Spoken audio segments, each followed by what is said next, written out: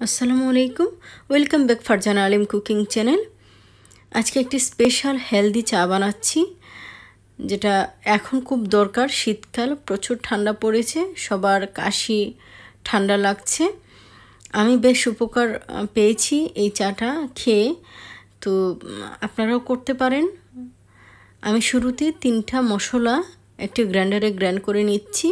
আমি লবঙ্গ নিয়েছিলাম, এলাচি নিয়েছি এবং গোলমরিচ নিয়েছি। এখন একটি টিপট নিয়ে নিয়েছি এবং একটা লেবু কেটে নিচ্ছি। আমি লেবুর অর্ধেকটা খোসা সহই দিব, আদা কেটে নিচ্ছি এবং নিয়েছি কিছু তুলসী পাতা। একটু ভালো মতো খেয়াল করলে দেখবেন তুলসী পাতার সাথে আমি তুলসী ফুলও নিয়েছি।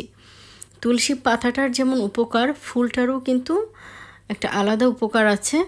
আপনারা চাটা বানালে খেয়ে বুঝতে পারবেন। তো আমি চাটা বসিয়ে নিচ্ছি, আমি পানি দিয়েছি। এখন তুলসী ফুল সহ পাতা দিয়ে দিচ্ছি, দিলাম অর্ধেকটা লেবু এবং আদা। এবার দিচ্ছি সেই পাউডারটা যেটা আমি বানিয়েছিলাম, এলাচি, গোলমরিচ এবং লবঙ্গ দিয়ে আমি পরপর 3 টেবিল চামচ দিয়েছি। এখন আমি হাই হিটে 10 মিনিট জাল করব।